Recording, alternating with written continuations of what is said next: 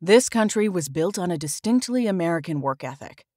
But today, work is in trouble. We've outsourced most of our manufacturing to other countries.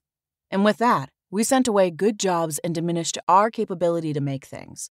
American Giant is a clothing company that's pushing back against this tide. They make a variety of high-quality clothing and activewear, like sweatshirts, jeans, dresses, jackets, and so much more. All made right here in the USA, from growing the cotton to adding the final touches. So when you buy American Giant, you create jobs for seamsters, cutters, and factory workers in towns and cities across the United States. And it's about more than an income. Jobs bring pride, purpose. They stitch people together. If all that sounds good to you, visit American-Giant.com and get 20% off your first order when you use code STAPLE20 at checkout. That's 20% off your first order at American-Giant.com with promo code STAPLE20. With so many options, why choose Arizona State University? For me, the only online option was ASU because of the quality. Their faculty was really involved with their students and care about your personal journey. The dedication to my personal development from my professors, that's been extremely valuable to me. Earn your degree from the nation's most innovative university. Online. That's a degree better. Explore more than 300 undergraduate, graduate, and certificate programs at asuonline.asu.edu. I felt that the more calm I was and the more that I just dealt with what was happening to me as it was happening to me in real time without putting these futuristic thoughts of, will I get off this ship? Will these symptoms get worse? Will all this stuff happen? What can I control? I control here. I control this moment, and this moment's going to turn into the next few hours. The next few hours is going to turn into the evening, and then another day of quarantine will have gone by. Welcome to the Beautifully Broken podcast, brought to you by Ampcoil. I'm your host, Freddie Kimmel, and on this show we discuss the common thread survivors share after walking through the fire, the practitioners making a difference, and the treatment modalities that deliver healing back into the hands of the people who need it most. Witness the inspiration we gain by navigating the human experience with grace, humility, and a healthy dose of mistakes. Because part of being human is being beautifully broken.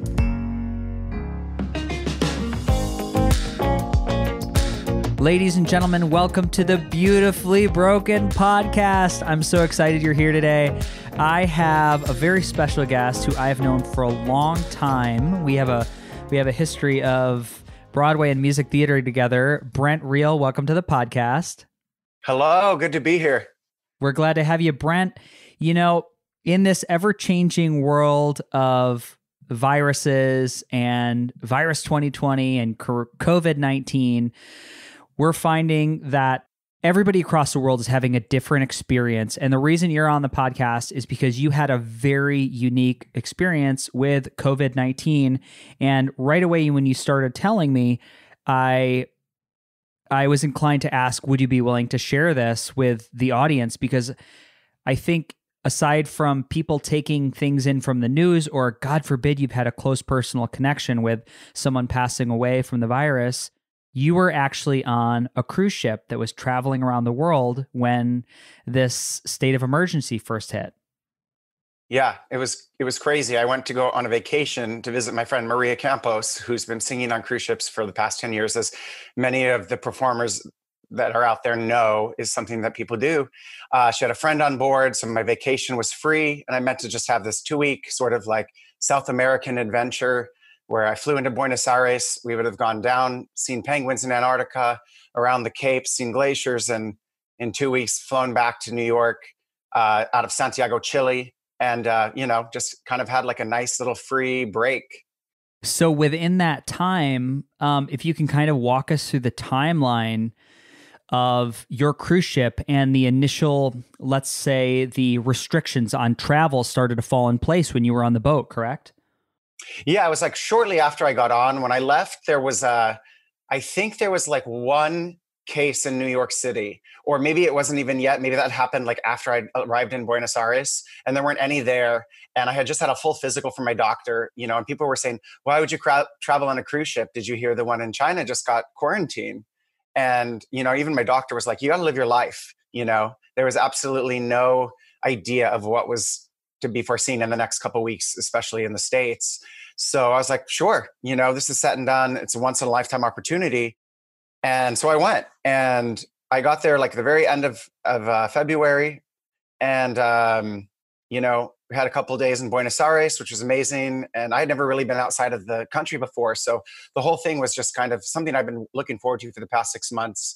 And even my doctor was like, go, and I was like, what about COVID-19? He was like, no, it's, just, you got to live your life, and you deal with things as they come up. That's all you can do in this world. So I took the opportunity and I went, and it was so great. And it was one of the best vacations I've ever taken, the first half. And, I went to the Falkland Islands. We saw king penguins. We went down to all throughout Argentina and the southern tip of Chile. I mean, we're literally in this city that's like called the end of the world, and it was crazy because we were watching the news every night. And in the beginning it was fine. And then like maybe 5 days into it, we started seeing, we only had 3 channels. We had MSNBC, which was their international station, which is kind of like a thing that they produce for everyone abroad. We had Fox News International, and then we had the BBC, which was great to have the 3 perspectives because, everyone was telling a different story. And I was on a ship where it wasn't necessarily Americans only. I mean, I think there was only about 75 Americans out of 1,500 passengers. This was a world cruise that was docking out of Buenos Aires. So there was a high contingency of international travelers. So while we were on board, everyone felt they were healthy, and we were kind of quarantined in a little bubble, and we were kind of watching things happen. And, there were people from Paris and England that I'd become friends with, and they were watching things happen at a much quicker rate, quarantines happening. Then, we were watching America deal with what happened in Washington, and then New York started with one case that spread. And it was just really kind of a surreal experience to see how the world was sort of experiencing this on different time lapse, where other countries might have been a little bit ahead, maybe a week ahead. Mm-hmm. And then the news in America was sort of a week behind, and there was still this sort of feeling of, oh, well, this is just not something that's going to hit here. And that was kind of what was playing on the news on an international level. Mm-hmm. All of the president's speeches and whatnot, and the news briefings were sort of geared towards this feeling of, this is happening, but we'll be okay as well. Mm-hmm. So in this time, you're having this wonderful, wonderful once of a lifetime experience. When did you start to feel like there was an air of concern on the ship, especially among these international passengers? Because you can imagine, obviously, people in Italy, people in France, people in China, they're going to be experiencing different levels of alert from their countries of origin. Absolutely. And there were people who felt, obviously they felt horrible for the things that were happening back in their own country. And at the same time feeling like, wow, I can't believe we're having surf and turf and a black tie gala tonight, and going to like a world-renowned cellist who was on board giving a concert that was like incredible music that I was lucky just to hear, that I wouldn't have had the opportunity unless I was on the ship. But at the same time, getting news briefs, and one of my close friends on the ship was from Paris, and he was watching all of the news briefings and was like, wow, we're on lockdown already. What happened where they started giving them tickets for being outside. Then came news that, they were deciding in the hospitals whether or not, like, at a certain age, you were allowed to be resuscitated, or if the ventilator went to somebody else. And like, these decisions were being made long before it hit the United States. So I was in contact with friends, and I was just like, this is happening. And even as we had like lockdown happening, and, New York was going through, okay, restaurants closed. And of course, a lot of my friends are restaurant industry people, as well as myself, lost their job. I had gotten an email while I was away that was like, hey, Zoom is closing indefinitely until this is over, just so you know. And this was happening. And I don't think people realized how serious this was when you see like the pain in somebody else's eyes that are worrying about actual, communication with their family, because it wasn't happening yet here. We were still behind. And did you ever get frustrated with the lack of response or gravitas that it was handled within the American media, seeing all these different streams on the ship? Well, I just felt like nobody really was taking it seriously. And I felt like if I had written anything on social media about it, I would come across just as like another part of the like sensationalism of closing, the country down and all this stuff. And I'm speaking from, 6 weeks after the fact of that, being like, wow, yeah, that actually would have been right. But at the time, nobody really knew if that was right or not. There, not on the level that now we're seeing results of where certain countries that have, closed their borders and practiced social distancing at an early start, and some states as well, having lower infection rates. But one thing was crazy was that I would watch the news in a group forum with people from like an international crowd, and we would flip the channels, and they were amazed at how sensationalized MSNBC and Fox was with animated versions of a virus and a today the war on Corona, and like soundtracks were added. Meanwhile you flip to BBC and they're just like, so today in BBC News there were 317 deaths reported in Paris, and and it was more just factual without this sort of sensationalism, and something I'd never even realized, even though we all realized that news is also a business and whatnot. But until I had that international perspective, I was kind of blown away by how sensationalized things were. So you're on a 2-week cruise. When did things start to go south in your environment on the ship? So about a week into it, we were at the tip of South America, Punta Arenas, and it's a small little Chilean city. And we visited it one day, and we're in port, went to all the cafes and bars and whatnot, and got back on the ship. Around 10 o'clock that night, I felt the ship turn. And for some reason, I was like online, and I saw that South American borders were closing the next day. And so I had some friends on ship who were, part of the crew, and they kind of confirmed that we turned around and that we're going to try to get everybody off before the borders closed, get them onto flights and sail them home. That night we had an announcement from our captain that said, ladies and gentlemen, unfortunately, the South American borders are going to be closing tomorrow. We're going back to our closest port so that we can get you all home safely. You'll be refunded for this trip, but we're going to be cutting this trip about a week short. So obviously there were people who were just like angry and like, you can imagine how selfish people react in situations like that. And, not feeling like, oh, wait a minute, this is real. We got to get home.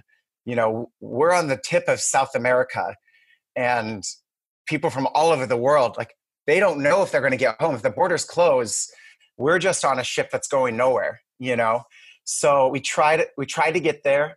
And at the same time, like, there was some social postings on social media, and it was kind of interfering with the politics of what was happening in Chile. There were all these protests.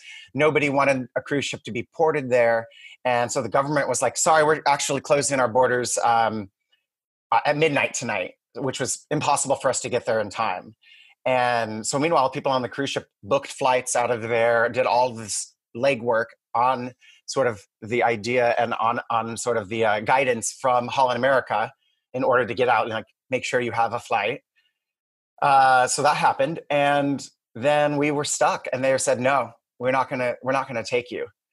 And there was really nothing that could happen. There were riots in the city. There were riots all over the country because sort of like, I think social media led to people finding out in media stories that we were coming back, which put pressure on the government to say, okay, now we have to respond to our people's opinion on this matter. And, obviously as a member of somebody who wanted to just get off and get home as quickly as possible, I wish that didn't happen, but, it did. And, we went on, and then the captain, came back on and said, so we are not going to be able to come portside in this city. I'm going to be transparent with you. We don't have a destination. Tomorrow, all of South America ports are closed. So the closest thing I can think of is if we can get to the Northern Hemisphere, I'm going to get us back to the US somehow. We may go through the Panama Canal. We don't have any kind of confirmation on that yet. And so it might be San Diego, it might be San Francisco, it might be hopefully we'll go through the Panama Canal and it's like a day and a half to Fort Lauderdale, Florida, and we'll get you guys off as soon as possible. But they did have relations with, they were planning to refuel and restock in Valparaiso, Chile.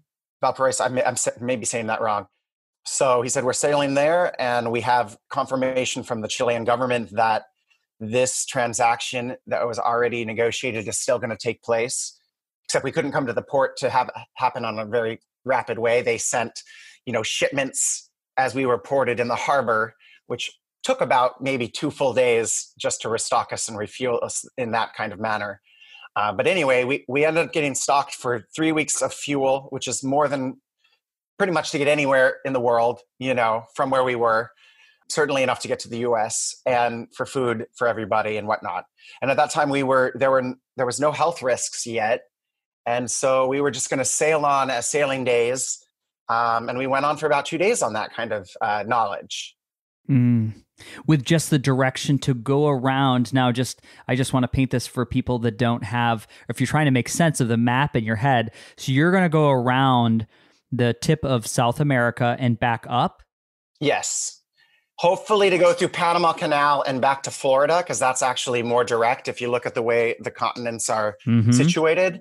And then he had contingency plan B was to stop in Puerto Vallarta, Mexico, not knowing what the conditions were. Every day, the governments were changing their restrictions, and the politics of the virus that was spreading was getting more serious. So he was like, this is all I can do is lay out the plans. And the third one was to go to San Diego. So we set sail, and it was a pretty positive experience. We had another black tie sort of gala that night. People were, it was kind of ridiculous. People were drinking champagne and eating lobster and filet mignon. And, this was all part of the ruse to be just keep going. Life is good. Even though you could be worse, you could be, out there where things were happening. And, I truly believe that. I felt safe there. I felt, since the ship was healthy, that, I could spend 2 weeks soaking in some sun, reading some books, getting fed every day, and be fine, And so that was kind of the general consensus of everybody. They knew they would get home, but you definitely felt taken care of in sort of this sort of floating city.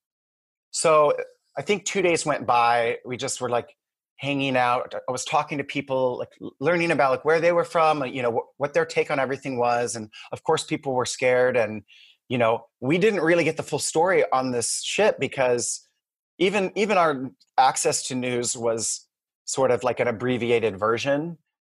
So it was just kind of you had to have faith that things were going to work out. And faith in the sense of not a religious sense, but just if you believe in something positive and that will get you through it, then that's the faith. That's the faith I learned, So anyway, what happened next, nobody could predict. There was an announcement one day when we were having lunch, and, it was from the captain. And he said, I just, unfortunately, I want to bring everyone to attention that this announcement is very serious. Unfortunately, last night, the medic had around 50 people complain of influenza-like symptoms, fevers, coughs, body aches, with crew and with the guests. And it was just too high of a number to ignore. And, he wasn't saying this was COVID-19 because we didn't have tests. And it was just, this is what's happening. And so we're going to do the smart thing. And if everybody could go to their room, within the hour, finish your lunch, finish what you're doing. But this is a mandatory situation, and there'll be more information, as we proceed. So everybody kind of stopped, and we're like, I feel like people knew that this was always a possibility.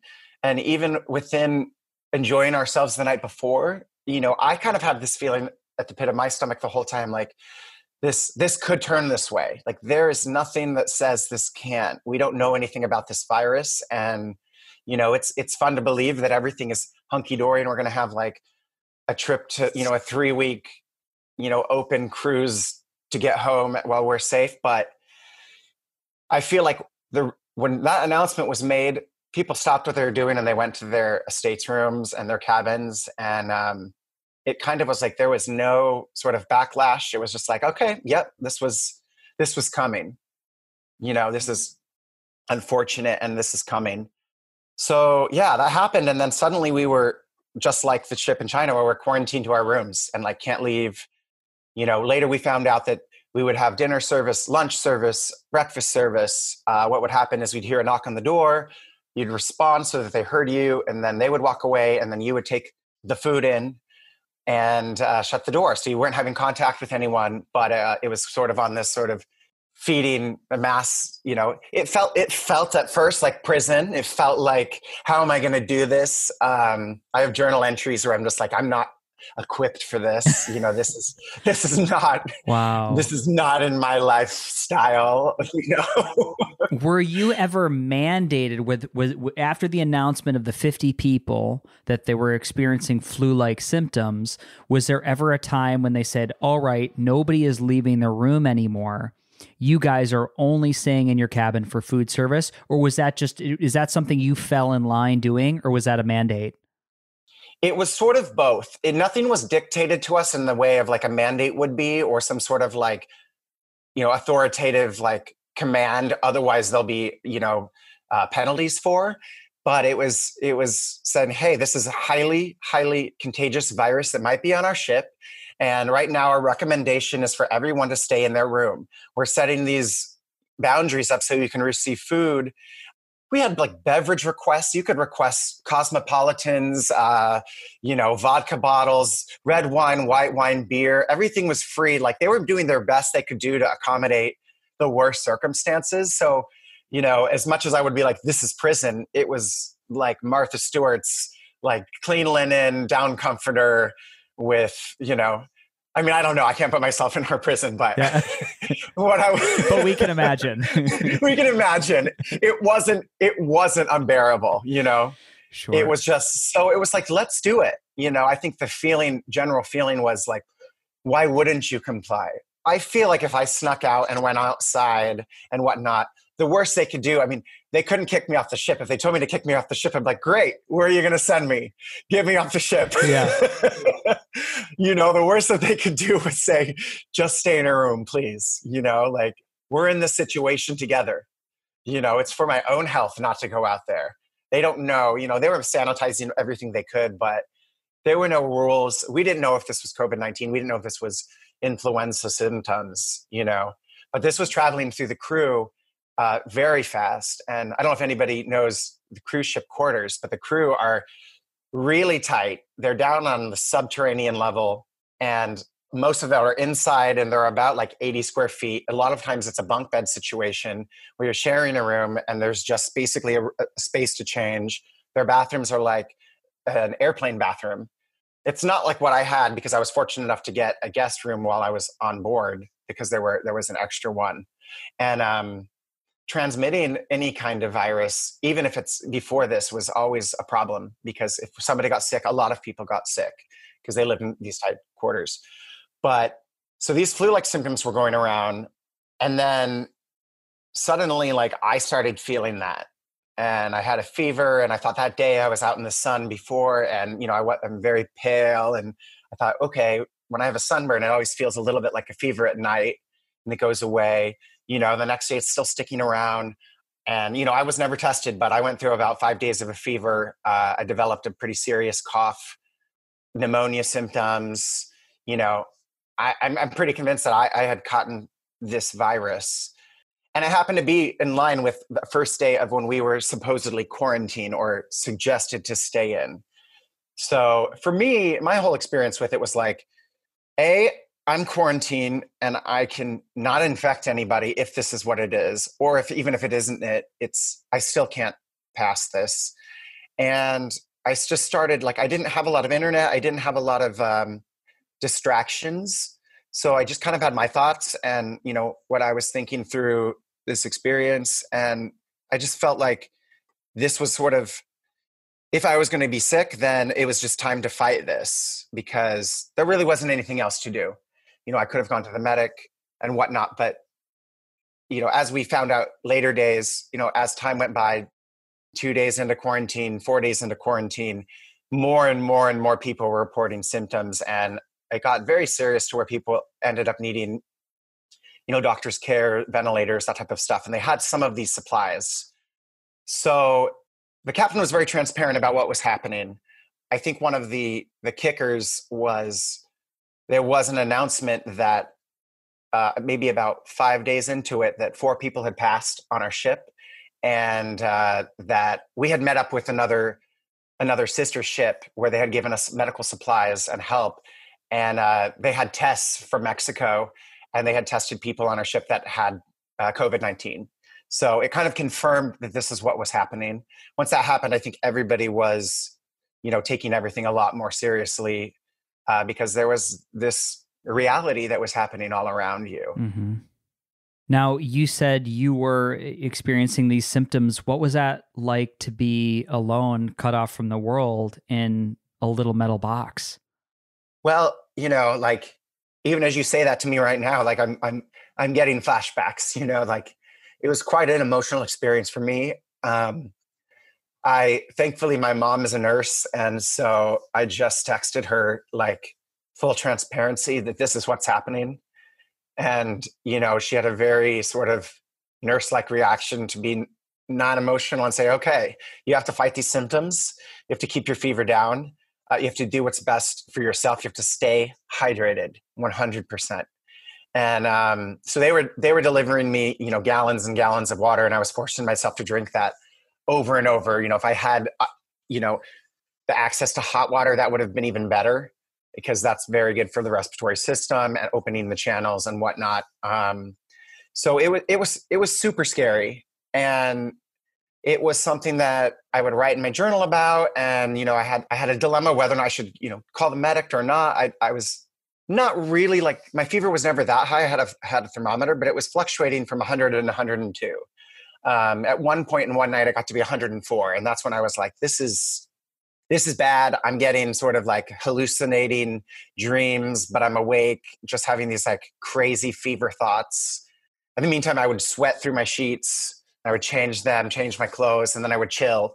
And I would have this battle every night of like sweating and then chilling and sweating and chilling, and so it was tough. But in the morning every day, it felt like my fever would break, and then I would feel better. So when I could feel better, I would use that opportunity to move around, take a shower, get dressed, make my bed, enjoy the breakfast, watch news for only an hour.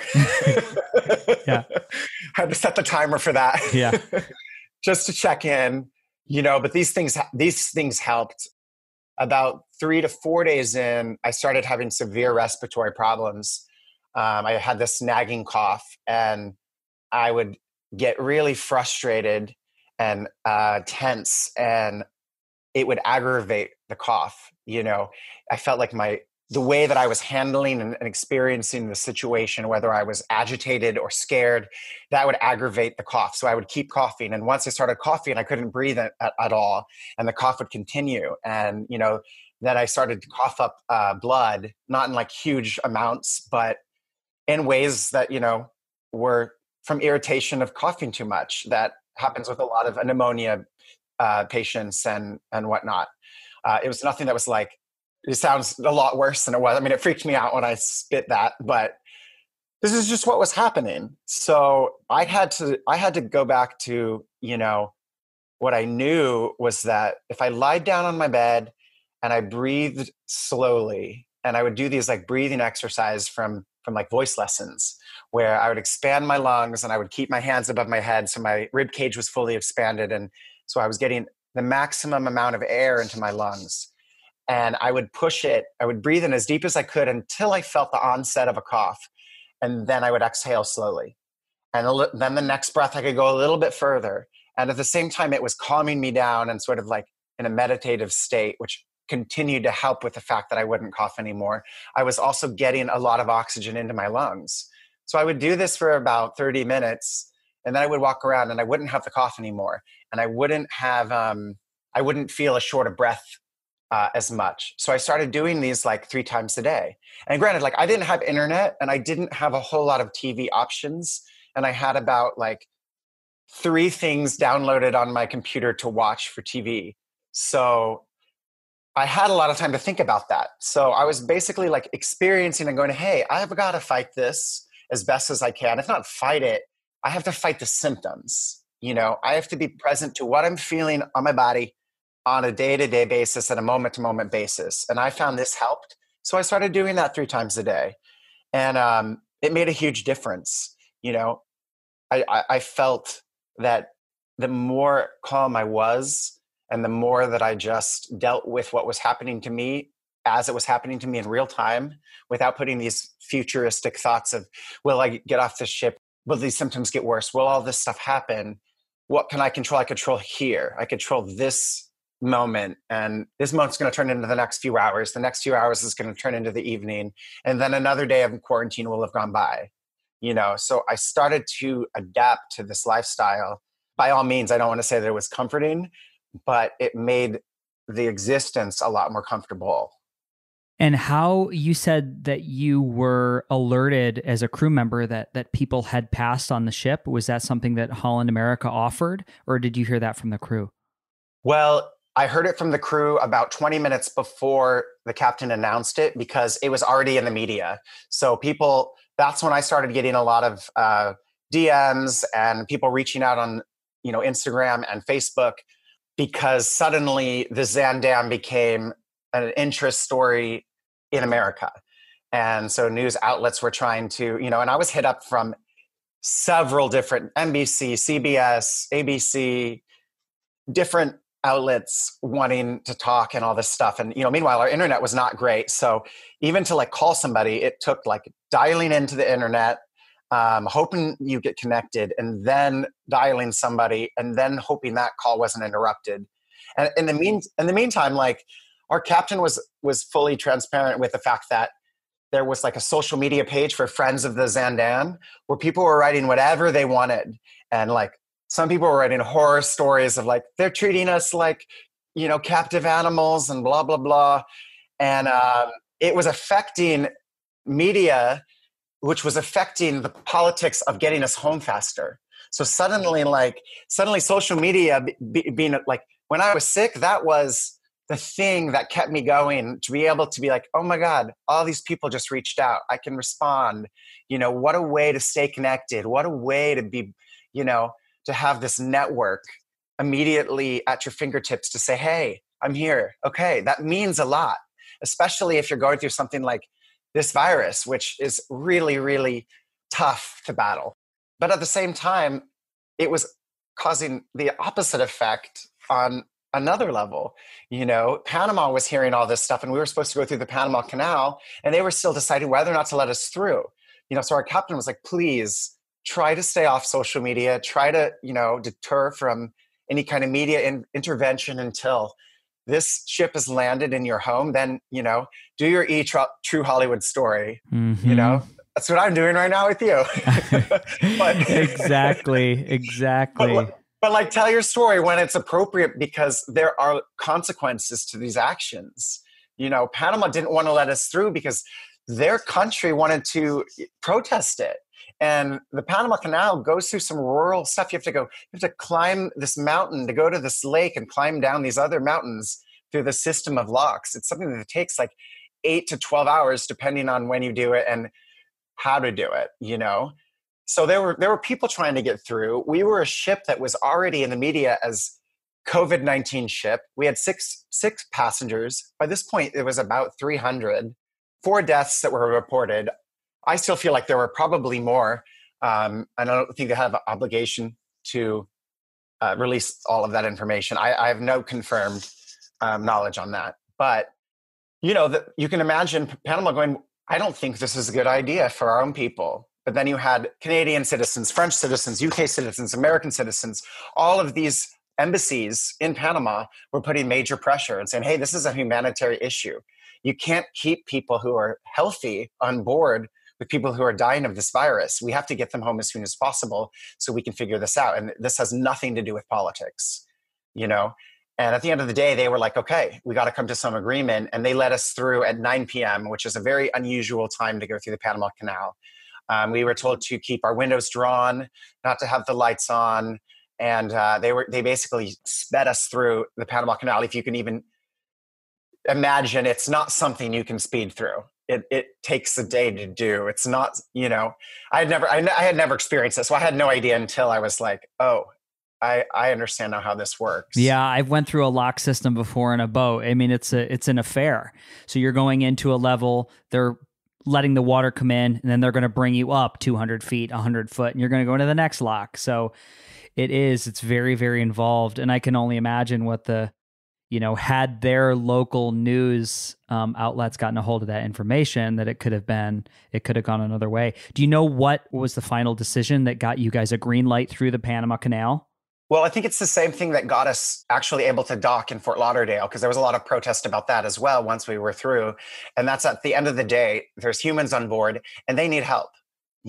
We can't put a price on that. We can't say we might get infected as these people continue to be provenly infected and dying from it, and say that decision is really the right one.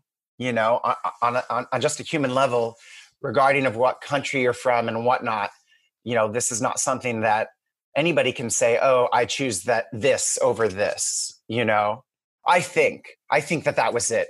I don't know the details of what went on to put them to get us through the Panama Canal. I know that when we went to Florida, it was sort of the same situation. The governor of Florida was, vehemently opposed to letting us come and port there. And, there were a lot of things that happened. There were online petitions. And again, Facebook came to the rescue on that front. There were plenty of people that I reached out to that were leaving me messages that said, I already called the governor of Florida and put pressure and left a message that said, this is a humanitarian issue. You have to let these people dock. People I didn't even reach out to ask to do that. People from my grade school that I hadn't heard from in 20 years, leaving me these messages said, I called the governor to get you and this people off the ship. That's the beauty of the social media and being able to be connected, So at the end of the day, they had to all sit in the governor, the mayor of the town, the CEO of Holland America, and they had to negotiate what are the terms. So they had to fund privately everyone's exit from the ship into a private shuttle, into a charter flight to wherever they were going on 1,500 passengers. So as you can imagine, that's not necessarily the easiest thing to do. And they agreed to it, and it happened within like 3 days. First the Florida people were off because they were local, and they had to have their meeting point with the person who was picking them up. They had to have their surgical masks, and they had to go to where they were supposed to be because they were citizens of the state. Then it was like people traveling within the US simultaneously. Most of the people that were affiliated with a specific country, like there was 120 French people that were on a chartered flight together. So they had a certain time call, and they had a certain time when their buses came that took them to their flight. My flight to New York, it was basically on with all of the American citizens, and we were chartered on a private flight to Atlanta, to where they booked private flights on Delta and United and whatnot that were still flying for whatever kind of extension. So to leave Florida, we had a private charter to Atlanta. We were in a bus, and we had to kind of go in like actually several buses so that we all maintained a certain amount of distance. We were driven onto the tarmac. We weren't even in an airport.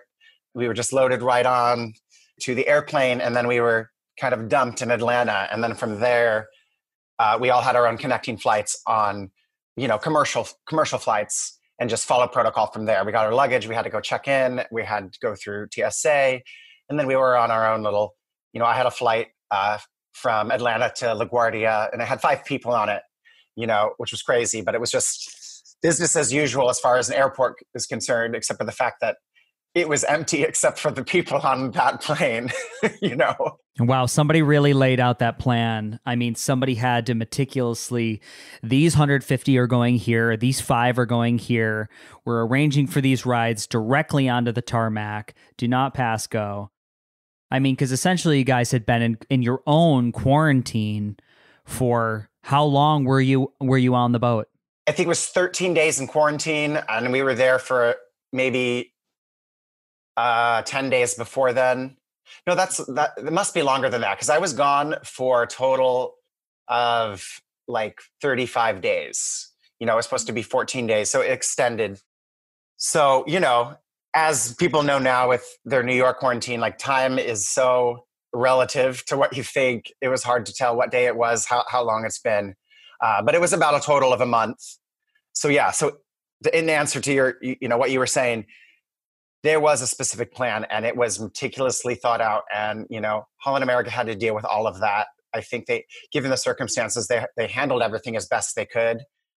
In retrospect, for me, looking back on it, like I'm still stuck with so many memories of the ship. I still have dreams of it. My partner yesterday said that I was having this dream where I was talking in my sleep and I was saying, 4 walls, can't breathe. So I was probably having this like claustrophobic thing. I don't remember my dream, but at any rate, my conscious mind feels like it was handled the best as it could. And, in retrospect, getting back to when I was sick, I have to say that it probably is the best circumstances if you have to be sick, if you're already in a private quarantine room with food headed to you that you don't have to pay for or think about or prep, and you're by yourself and you don't have to infect anything and you can have clean linens every day. That's probably an ideal situation for something like this. It's as good as you could get if I had gone to a hospital and had somebody doing the same sort of treatment. So what I wish that I had at the time, I wish that there were more people who were telling their story of what it was like to go through the symptoms of coronavirus, because there's a lot of fear about, oh, what if I get it? This is we all kind of think that like, it isn't fun, but I think it would have been a lot easier to go through to say, hey, I've been through this. This is what I experienced. Not everybody's the same, but this is what I experienced. I've read a lot of people's stories of their experience now that more and more people are being honest about whether or not they got it or not. Not to say that speaking for myself, I didn't want to tell anybody. I felt guilty. I felt there was like shame to be like, I have this. I also didn't want anyone to worry about me when there's nothing they could do. At the end of the day, like this is what was going to happen. I was still stuck on the ship. So let's just deal with what's actual real instead of a hyper sensationalized version. Yeah. And at the end of the day, you're a young, healthy individual. And, if you look at the demographic of a cruise ship, we can kind of correlate that obesity is a major risk factor of having to go on a ventilator. And I mean, again, there were people that went on that cruise with their partner. And not everybody, I can only imagine what it would be like to be in your room and, lose your significant other on that ship. My heart immediately went out when I started hearing those stories. Yeah. And we were like living down the hall or next door. I mean, we don't know our neighbors, but we knew everybody was in this situation and we knew that this virus was on the ship, And, when I had heard that there had been a woman who lost her husband and she still had to stay quarantined in the same room, and she was sick, but she was fighting it and had less conditions to make, so she was able to overcome easier than her husband did, but she was still in that same room. And, that broke my heart because this was happening all around. And obviously the average age of a person on a cruise ship is older than me and you. So that was just the reality of what was happening, which made it even more apparent that like we have to get these people off the ship if they're healthy and whatnot. Like this is something that you can't let people live in this sort of petri dish, because you never know how easily or not easily this virus spreads. We still don't. Well, it sounds like, hats off to Holland America. It sounds like they did absolutely everything they could in their power to handle the situation, which is obviously unprecedented in our lifetime, to have the whole world shut down where they just couldn't go anywhere for help. So I just want to, to honor that and what they did. And obviously getting my friend back to the United States. Thank you, Holland America. And again, I think it brings up so many interesting points. Now, how do you feel? I've had I've always had my own intuitive hit about a cruise ship. And whether it's the recirculating air, whether that it's the fact that you're in a metal box and you're not grounded, there's a grounding frequency when we put our feet on the earth that I often talk about, the electrical current, whether it's the water that unless it's bottled, the tanks on the ship are problematic unless it's brought through the right filters. There's a lot of health and wellness things that as a health advocate, I'm like, cruise ships aren't my thing. Now, how do you feel after being you're a human that was dropped in this petri dish? I mean, do you think you'd be able to go on a cruise again? Do you think that'd be something you'd be up for? I mean, that's like something that like my mom asked and Ryan asked. It's one of the first questions people ask, and I totally get it. This was my first cruise ship and I was so excited to go. And, I haven't traveled much in the world. So to be able to go to, throughout all of South America, a place I've dreamt about, see cities that I've dreamt about, Buenos Aires, when I did Evita and played Che, like I finally went to the grave and went to the Casa Rosada, and, it was a once in a lifetime vacation for me. And, my friends on the cruise ship and the people that I met that were working on it were kind of getting a kick out of me because the first week I was just doing everything that I was going to, the self-meditation class that was offered. I was going to this restaurant and then the piano bar one night and then the comedy show and then doing like the 7 a.m. excursion when we're in, Uruguay. And, I was meeting all these people. My friends were just like, I can't believe all these people. Like there are people on the ship that think you're the cruise director because I kind of looked like him. And I was just like talking to everybody and I was absorbing it all in. And it didn't matter how old or where they were from or what language they spoke. Like one of my first experiences was after the self-meditation class. There was only one other woman in it. And I asked her and I was like, I've never done this before. How are you feeling and whatnot? And she just spoke French. And then I started speaking French to her from my high school French. I took 3 years. And then in college, I took 2 years. And we had this sort of broken, she didn't speak any English, but we had this broken French, broken English / charades conversation that was pretty amazing. And then she introduced me to her boss, which was in charge of this huge group of French people that were I think it was 120 of them. And I became really good friends with her boss. And she and I planned all these other things. I ended up teaching a dance class to French students with a translator who also was a dancer. And, we were doing all these things that was like, when would this happen unless you were open to this possibility of just being,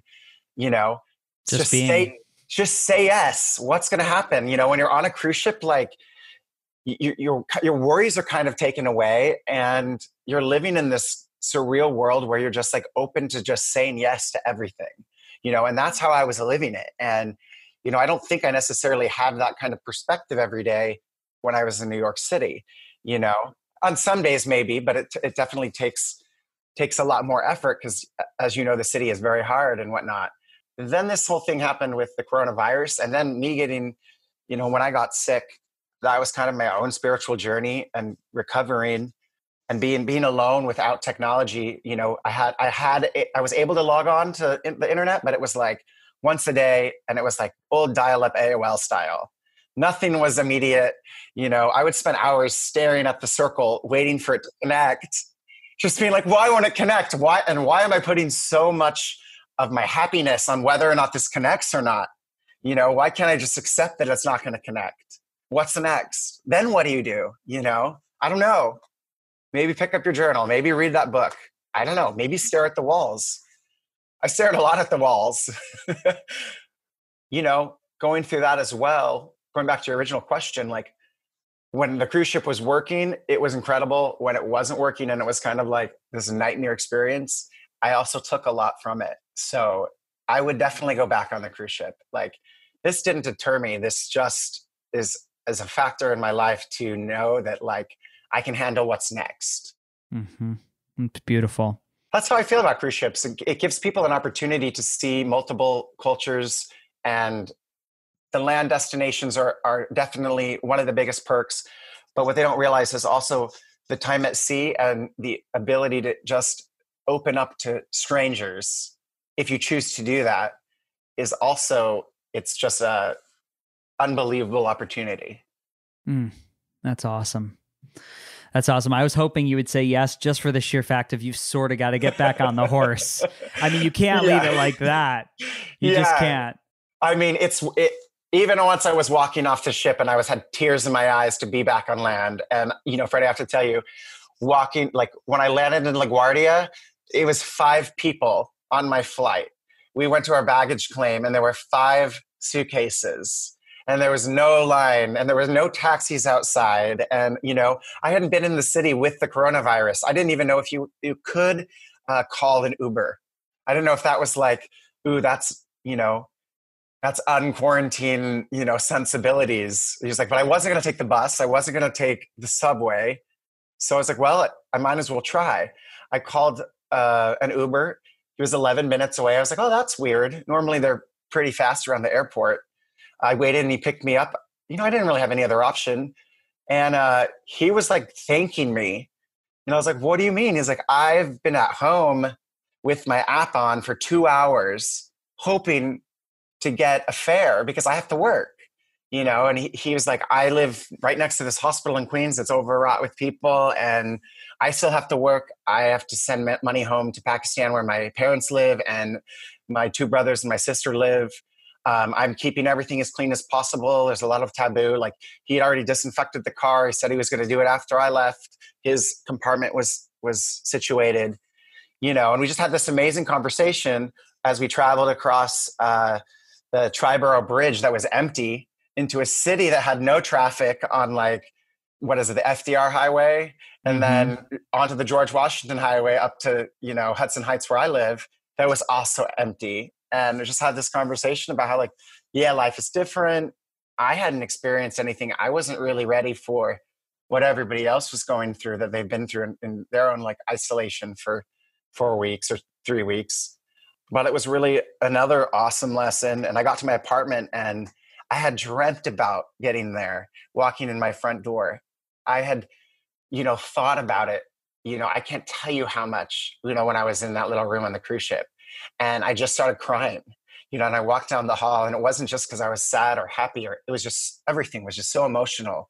And I couldn't believe that I was on land in my apartment, and I walked in, and I hugged my partner, Ryan, and for 15 minutes, we just embraced and I just cried, and my dog sat there at my feet waiting for me to acknowledge him patiently. And then I did, I was like, hey buddy. And he jumped into my arms and started licking my face. And again, I started crying. And it was just, I was so happy to be home. I was so overwhelmed with everything that was happening. And yeah, I don't wish being quarantined on the ship on anyone, it put everything in perspective, and it just made it coming home and just appreciate things that, you take for granted. Even just having a window, opening the window, going on a walk and seeing sunshine. I went 12 days without sunshine or fresh air. That was tough. How are you going to live your life differently after being on that ship? I wish I could say I'm going to be a changed person and just be 100%, open and ready to say yes to everything. The reality is life is hard and things are thrown at you. And, I'm going to do my best, as all anybody can. I notice, people that have been in New York quarantine, they're handling and processing things different. And some people need a schedule and they want to get up with the sun and shower and this is workout time and this is reading time and this is meal prep time. And, and that works for them. And some people want to sleep and, that works for them, I guess. I'm not having any judgment on it. I just feel like people are entitled to process how they want to experience their life. However, I just want people to know, at least for me, what I know is that I want it to be your choice. If I choose to sleep in because I just want to have a day where I sleep in, I want to be able to do that without it being, I'm sleeping in because I want to be numb and go away from it. It's okay to recognize that you need it and do it as long as that's your choice. If you choose to be active and accomplish your goals and grab life every day, make that your choice. You know, it's not about posting it on social media to make other people think that you're doing it, but actually actively take part in enjoying accomplishing those goals. If you want to binge watch Breaking Bad, do it because you always wanted to watch it, not because you just want to put something on the background so you can tune out and be numb. You know, it's just, I realize I used to do a lot of these things only for the sake of being numb. Eating, drinking, TV, sleeping in, exercising even, you name it. But what I can take away from and what I'm trying to do on a day-to-day basis is at least be aware if it's in my actual mind that I'm choosing this activity and I'm choosing to do this, and not pass judgment on myself and also not on others that might have a different idea of what they choose. Yeah. Beautiful, man. Well, we're going to close it up. I want to be respectful of your hour, and I want to let you get a good night's sleep. And thank you, buddy. I want to get this podcast edited so people can hear, because I really do. I think it's so important to hear how different people are handling this experience. And I think you handled it with beauty and grace. And I'm selfishly, I'm glad you're home.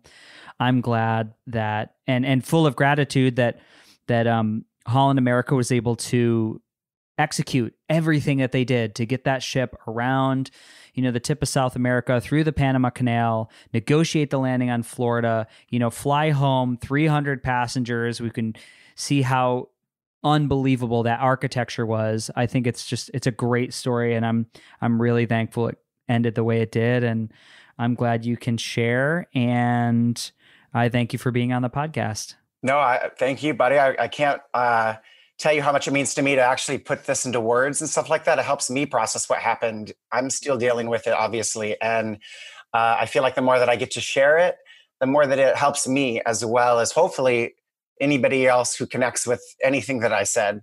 So thank you. You got it. And I hope to see you in person soon, whenever that may be. But thank you so much, Freddie. Yeah, it's going to happen soon. I'm manifesting that. I think we all need community. We all need hugs. So thank you for being here. Namaste. All right, bud. Bye. Ladies and gentlemen, you made it to the end of the podcast. Now, in a world where the average attention span is less than 10 seconds, we just spent almost an hour together. And I think this is the beginning of something really beautiful. Now, one way to support the podcast is to head over to freddysetgo.com and check out my newly launched page, Freddy's Faves, where I've linked every 5-star product and healing modality you hear about on the show. Most offer significant discounts by clicking the link. And please note, it doesn't cost you anything extra, and at the same time, they support the show through affiliation. So, check out Freddy's Faves on freddysetgo.com. This episode of the Beautifully Broken podcast was brought to you by our sponsor, AmpCoil, upgrading the vibrations of hearts, minds, and bodies all over the world. Thank you for tuning in. If you enjoyed today's show, head over to iTunes and leave a 5-star review. Grabbing a download is like giving this virtual thumbs up that we're doing it right. And if you want to connect with me, shoot me a message on Instagram at freddysetgo.com or at freddysetgo. That's all for today. Our closing. The world is hurting. We need you at your very best. So take the steps today to always be upgrading, whatever it takes to move the needle. Remember, while life is pain, putting those fractured pieces back together is a beautiful process. I'm your host. I love you. Namaste. Have a wonderful day.